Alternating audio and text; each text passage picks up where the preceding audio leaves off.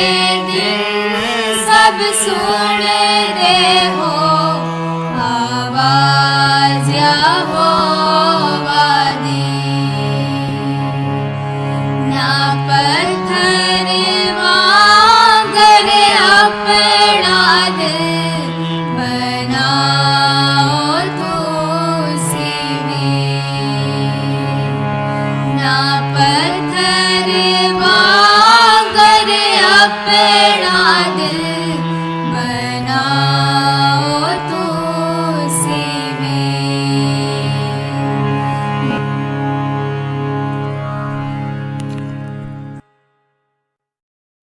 مسیح یسوع میں آپ سبوں کی سلامتی ہو۔ میری طرف سے اور میرے گھرانے کی طرف سے آپ سبوں کو عید قیامت المسیح کی ڈھیروں خوشیاں مبارک ہوں۔ خداوند کے پاک کلام میں سے پڑھیں گے یوحنا کی انجیل، اس کا 20واں باب اور اس کی پہلی 18 آیات۔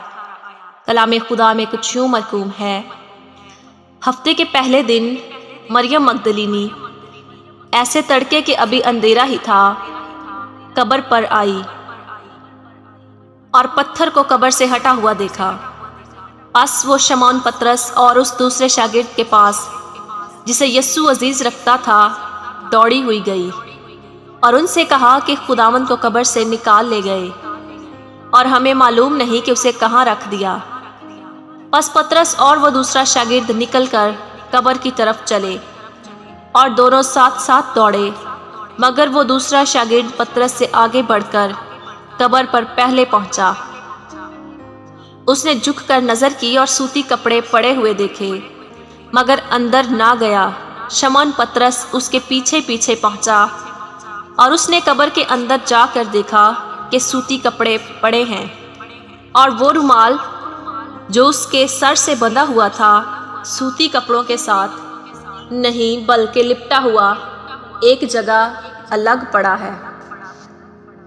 اس پر دوسرا شاگرد بھی جو پہلے قبر پہ آیا تھا اندر گیا اور اس نے دیکھ کر یقین کیا، کیونکہ وہ اب تک اس نوشتے کو نہ جانتے تھے جس کے مطابق اس کا مردوں میں سے جی اٹھنا ضرور تھا۔ پس یہ شاگرد اپنے گھر کو واپس گئے، لیکن مریم باہر قبر کے پاس کھڑی روتی رہی، اور جب روتے روتے قبر کی طرف جھک کر نظر کی تو دو فرشتوں کو سفید پوشاک پہنے ہوئے، ایک کو سرہانے اور دوسرے کو پینتانے بیٹھے دیکھا جہاں یسوع کی لاش پڑی تھی۔ انہوں نے اس سے کہا، اے عورت، تو کیوں روتی ہے؟ اس نے ان سے کہا، اس لیے کہ میرے خداوند کو اٹھا لے گئے ہیں اور معلوم نہیں کہ اسے کہاں رکھا ہے۔ یہ کہہ کر وہ پیچھے پھری اور یسوع کو کھڑے دیکھا اور نہ پہچانا کہ یہ یسوع ہے۔ یسوع نے اس سے کہا، اے عورت، تو کیوں روتی ہے؟ کس کو ڈھونڈتی ہے؟ اس نے باغبان سمجھ کر اس سے کہا، میاں، اگر تو نے اس کو یہاں سے اٹھایا ہو تو مجھے بتا دے کہ اسے کہاں رکھا ہے تاکہ میں اسے لے جاؤں۔ یسوع نے اس سے کہا، مریم۔ اس نے مڑ کر اس سے عبرانی زبان میں کہا، ربونی، یعنی اے استاد۔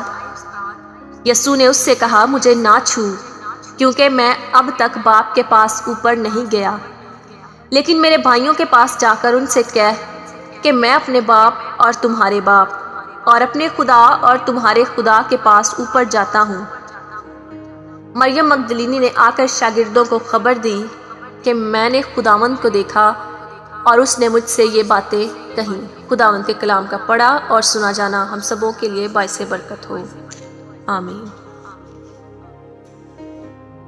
میرے عزیزو، اس سے پہلے کہ ہم مذکورہ حوالے کی طرف جائیں، میں چاہتی ہوں کہ پہلے ہم تھوڑی دیر کے لیے اس پس منظر کو دیکھیں جس کی وجہ سے یہ سارا واقعہ یا یہ سب کچھ رونما ہوا، یا یہ جو کچھ بھی ہونا طے تھا یہ سب کچھ واقع ہوا۔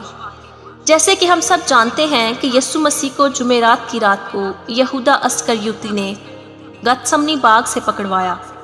پھر اسی رات کو یسوع مسیح کو مختلف عدالتوں میں پیش کیا گیا اور اس پر طرح طرح کے بے بنیاد اور جھوٹے الزامات لگائے گئے، اور آخر کار اسے جمعے کی صبح 9 बजे के करीब मसलूब किया गया। लेकिन क्या हम जानते हैं कि ये सब कुछ क्यों हुआ? ये खुदा ही का अज़ली मंसूबा था कि बनी आदम की निजात का बंदोबस्त करे। आखिर बनी नौ इंसान की निजात की ज़रूरत क्यों महसूस की गई? मेरे अजीज़ों, हम सब बागे अदन के वाक़े से बखूबी वाकिफ़ हैं कि जब आदम और हवा ने गुनाह किया तो खुदा ने उन्हें अपनी हजूरी से निकाल दिया। लेकिन इस कहानी में एक तीसरा किरदार भी था जिसने हवा को बहकाया, और वो था सांप यानी इबलीस। तब खुदा ने इन तीनों को सज़ा सुनाई और बागे अदन से निकाल दिया। खुदा ने सांप और औरत को सज़ा सुनाते हुए कहा कि मैं तेरे और औरत के दरमियान और तेरी नस्ल और औरत की नस्ल के दरमियान अदावत डालूंगा। वो तेरे सर को कुचलेगा और तू उसकी एड़ी पर काटेगा। यहाँ पर गौर तलब बात यह है कि औरत की नस्ल से क्या मुराद है, क्योंकि तमाम बनी आदम तो अपने बाप की नस्ल से पहचाने जाते हैं। तो फिर औरत की नस्ल से क्या मुराद हुआ? मेरे अजीज़ों, इस दुनिया में सिर्फ एक ही हस्ती है जो कि औरत की नस्ल कहलाई, और वो है यीशु मसीह। जब गुनाह दुनिया में औरत के सबब से आया तो नजात के काम के लिए भी खुदा ने औरत ही को चुना, यानी कि पूरी कायनात में से मुकद्दसा मरियम को चुना गया कि वो यीशु मसीह की माँ बने, और वो बिन बाप के रूल कुद्दस की कुदरत से पैदा हुए, इसीलिए वो औरत की नस्ल से कहलाए। यीशु मसीह के पैदा होने से लेकर सलीब तक का सफ़र और फिर दोबारा मुर्दों में से जी उठना, ये सब कुछ पहले ही से तय था। बाज़ लोग सरदार काहिनों और फरीसियों को मुल्ज़म ठहराते हैं, तो बाज़ पैंतुस पिलातूस को कि उन्होंने यीशु को मसलूब किया। लेकिन मेरे अजीज़ों, यीशु मसीह को सलीब तक लाने वाला और कोई ना था, लेकिन सिर्फ खुदा था। ये खुदा ही का अज़ली मंसूबा था, इसीलिए उसने अपने बेटे को मसलूब किया ताकि नस्ल इंसानी का कफ़ारा हो सके। क्योंकि कलाम खुदा में लिखा है कि सब ने गुनाह किया और खुदा के जलाल से महरूम हैं। खुदा बाप हमें बचाना चाहता है, इसीलिए उसने हमारे लिए अपना बेटा कुर्बान किया। यीशु मसीह हमारा इब्जी बना, यानी उसने हमारी जगह ले ली, और नजात का मंसूबा मुकम्मल हुआ। क्योंकि अगर क़यामत मसीह ना होती और अगर यीशु हमारी जगह ना लेता तो यीशु ना तो मुर्दों में से जी उठता, और ये बात भी साबित ना होती कि वो खुदा का बेटा है। इसीलिए हम एक हवाला देखेंगे। ग्रंथस की कलीसिया के नाम लिखा गया पौलुस रसूल का ख़त, और उसका 15वां बाब और उसकी 12 से 23 आयात तक। खुदावंद के कलाम में यूँ लिखा है, बस जब मसीह की ये मनादी की जाती है कि वो मुर्दों में से जी उठा, तो तुम में से बाज़ किस तरह कहते हैं कि मुर्दों की क़यामत है ही नहीं। अगर मुर्दों की क़यामत नहीं तो मसीह भी नहीं जी उठा, और अगर मसीह नहीं जी उठा तो हमारी मनादी भी बेफ़ायदा है और तुम्हारा ईमान भी बेफ़ायदा। बल्कि हम खुदा के झूठे गवाह ठहरे, क्योंकि हमने खुदा की बाबत ये गवाही दी कि उसने मसीह को जिला दिया, हालांकि नहीं जिलाया। अगर बिलफर्ज मुर्दे नहीं जी उठते, और अगर मुर्दे नहीं जी उठते तो मसीह भी नहीं जी उठा, और अगर मसीह नहीं जी उठा तो तुम्हारा ईमान बेफ़ायदा है, तुम अब तक अपने गुनाहों में गिरफ्तार हो। बल्कि जो मसीह में सो गए हैं वो भी हलाक हुए। अगर हम सिर्फ इसी ज़िंदगी में मसीह में उम्मीद रखते हैं तो सब आदमियों से ज़्यादा बदनसीब हैं। लेकिन फिलवाक़े मसीह मुर्दों में से जी उठा है, और जो सो गए हैं उनमें पहला फल हुआ। क्योंकि जब आदमी के सबब से मौत आई तो आदमी ही के सबब से मुर्दों की क़यामत भी आई। और जैसे आदम में सब मरते हैं, वैसे ही मसीह में सब ज़िंदा किए जाएंगे, लेकिन हर एक अपनी अपनी बारी से। पहला फल मसीह, फिर मसीह के आने पर उसके लोग।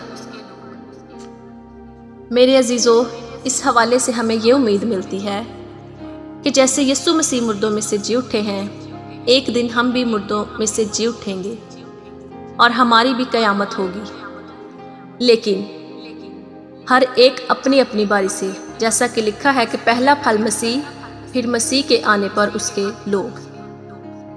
ہر سال ہم عید قیامت المسیح پر یاد کرتے ہیں کہ وہ مردوں میں سے کس طرح جی اٹھا۔ لفظ قیامت کا مطلب ہے مردوں میں سے جی اٹھنا۔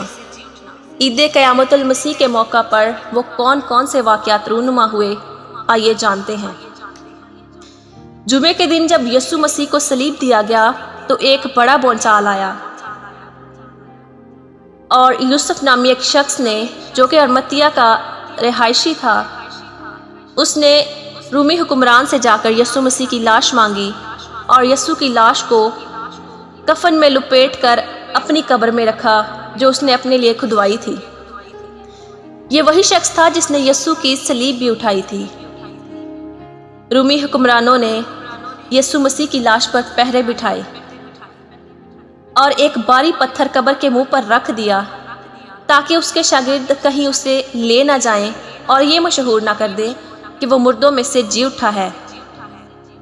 اتوار کی صبح ایک دوسرا بڑا بونچال آیا جس کے ڈر سے نگہبان کانپ اٹھے اور ان کے قدموں تلے زمین نکل گئی، کیونکہ صبح سویرے ایک فرشتہ سفید پوشاک پہنے قبر پر اترا اور قبر کے منہ پر پڑے بھاری پتھر کو ہٹایا اور اس پر بیٹھ گیا۔ کچھ عورتیں جن میں مریم مگدلینی اور دوسری مریم بھی شامل تھیں، صبح سویرے خوشبودار چیزیں لے کر قبر کی طرف روانہ ہوئیں، لیکن پریشان تھیں کہ قبر پر پڑے بھاری پتھر کو کیسے ہٹائیں گی۔ مگر جب قبر پر پہنچی تو پتھر کو ہٹا ہوا پایا۔ یہ دیکھ کر کہ مریم مگدلینی واپس شہر کو بھاگ گئی اور اس کے شاگردوں کو بتایا کہ یسوع کی لاش کو چرا لے گئے ہیں، مگر دوسری مریم قبر کے اندر تک دیکھنے گئی اور وہاں یسوع کی لاش نہیں تھی بلکہ اس کی قبر خالی ہے۔